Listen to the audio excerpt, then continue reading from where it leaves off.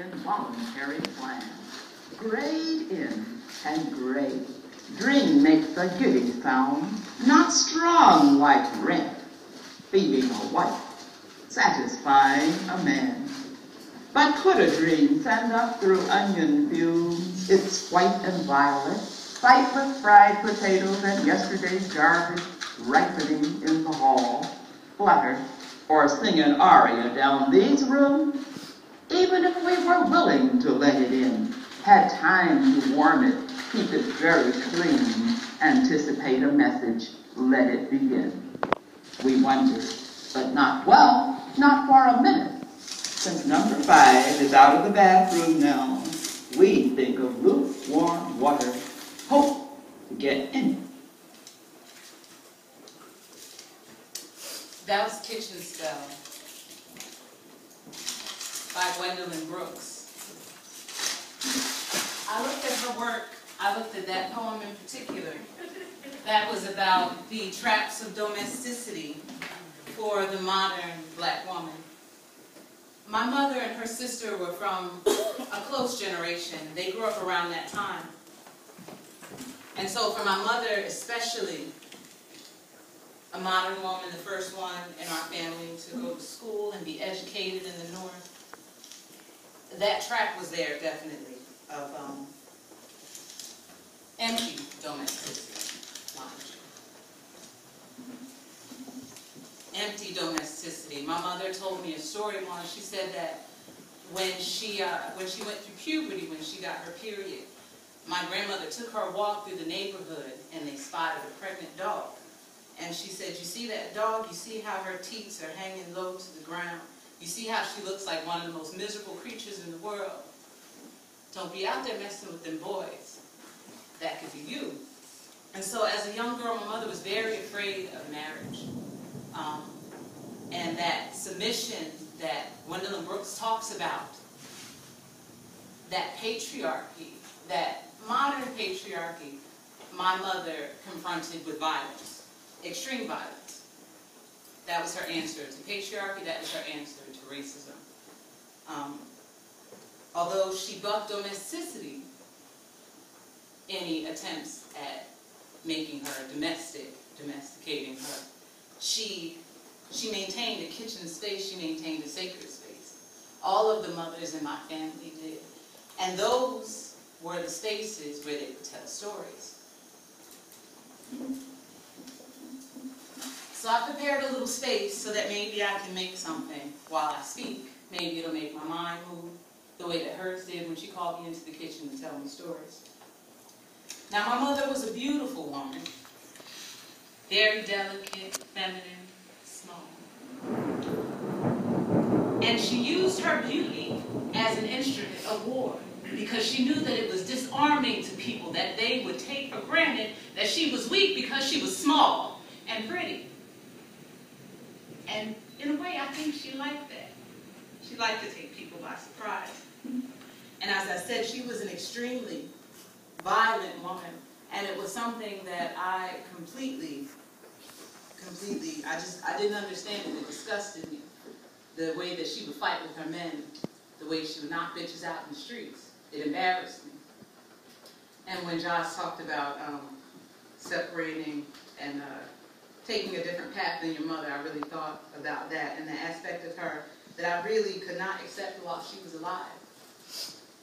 But after she was gone, I realized how important it had been to my feeling of safety as a black girl in the world, and how important her violence had been to her survival as a black woman. Mama's little baby love, coconut, coconut. Mama's little baby love, coconut bread.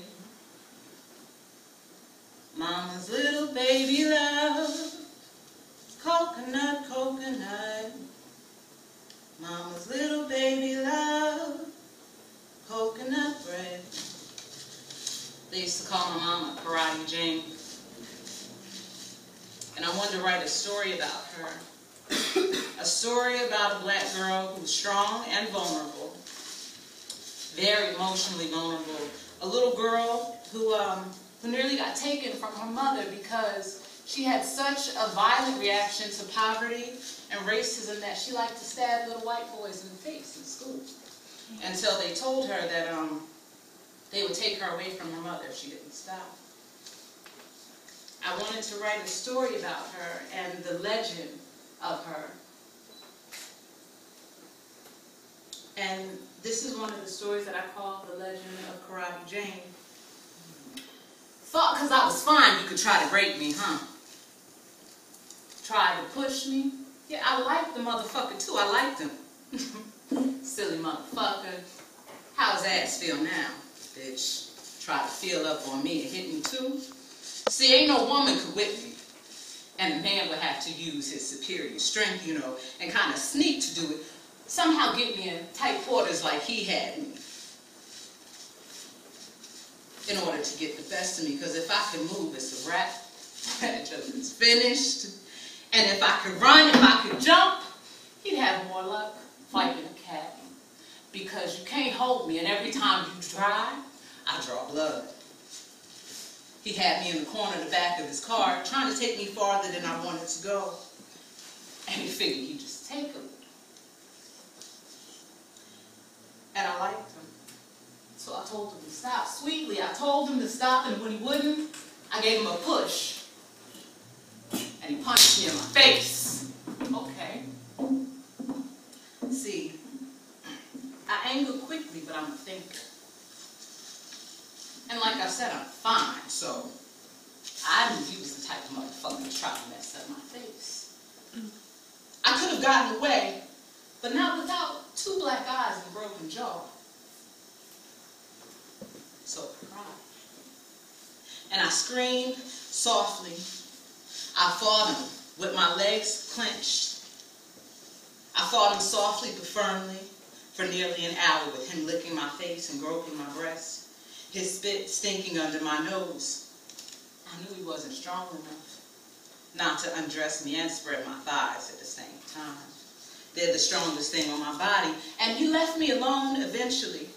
He pulled off cursing and left me down by the river by myself. Tears in my eyes to walk home alone. But that's not it, motherfucker. Oh no, he wasn't done. I called him. A few nights later, I called him, and I asked if I could see him again.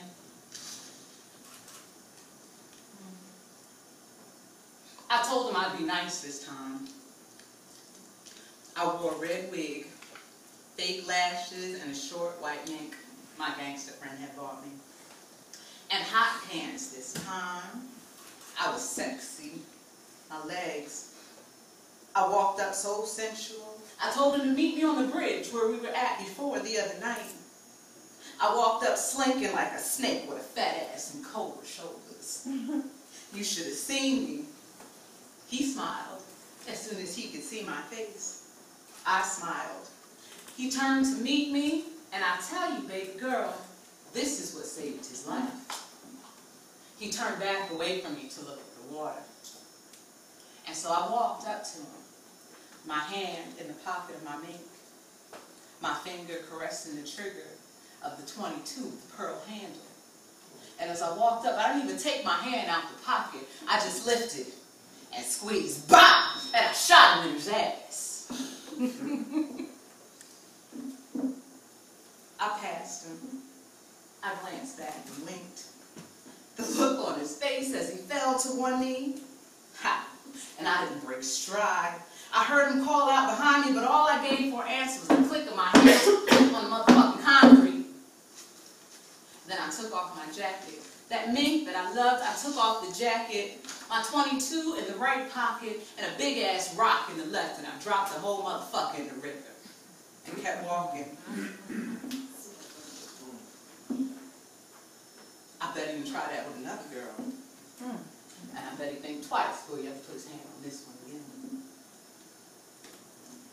My little baby love, coconut, coconut. Mama's little baby love, coconut bread. My Mama, little baby love, coconut, coconut. Mama, little baby love, coconut bread. Baby girl, she told me, this nonviolence. I saw Martin Luther King, I was alive, but this nonviolence, that's false morality, baby. You a black woman. You can't afford that. She was one of those mothers trying to put me outside to fight. You know, you come in the house, I don't want to fight, they're going to beat me up. She tried to put me right back out, but I was so different from she. You know, I don't know where I got this humble, submissive version of womanhood. I think it was television.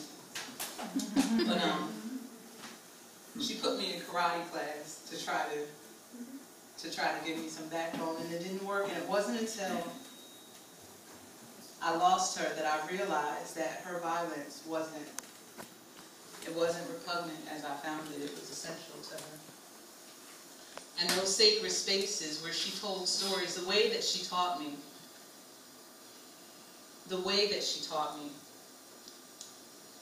it wasn't like my book learning. It wasn't at all. It was very allegorical, metaphorical. And she told me years later, it would knock me in the forehead. Years later, I would understand what the story had meant. And what it meant was courage. It meant courage. It meant that you don't have to be a victim. You don't have to submit to anything. Not man, not law. And she taught me these things with feminine grace and beauty. I call this a kitchen spell. This was the dress. This dress was her dress. I had pictures of it from the weekend, and she conceived me. This was the dress she wore. So I have her picture here. This is my mother. This is Karate Jane. And this is her mother, Mary Taylor. Those are my ancestors. And they never gave me an image of myself as weak or as vulnerable. They wanted me to know that it was a hard world for women.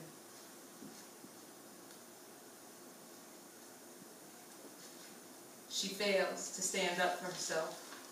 She fails to defend her space. She fails to claim her body. She fails to acknowledge the price of her so-called freedom. And she is molested every day. She fails.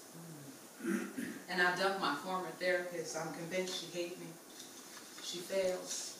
And I can't listen. I wonder what would happen if I had some butterfly wings. If I could fold my arms across my chest, vomit a sticky cocoon, and come out with some wings, float above this shit. And I know my therapists hate me because I won't answer any real questions. She fails. It's kind of hard to be a woman. It's kind of hard to be just a girl. You learn to live with disappointment. What to expect from a world of men. If I could have you call out the names of ancestors or women who have inspired you, they don't have to be blood ancestors. They can be women like Alice Walker, or women like teachers, grandmothers, aunties. But I would like you just to call out to those women and bring them here to share this kitchen space with us of stories, narratives that strengthen us, that give us courage, and expand our possibilities of what womanhood and femininity could be. Mary, Joyce, Maggie, Mariah, Alice, Dorothy, Eunice, Judy, Esther, Irving, Oriel, Arlene, Esmond, Ella, Mandy, Pauline, Beverly, Linda, Cheryl, Priscilla, Ruth, Constance, things. Now I gotta wash my hands. If somebody would like to taste one of these.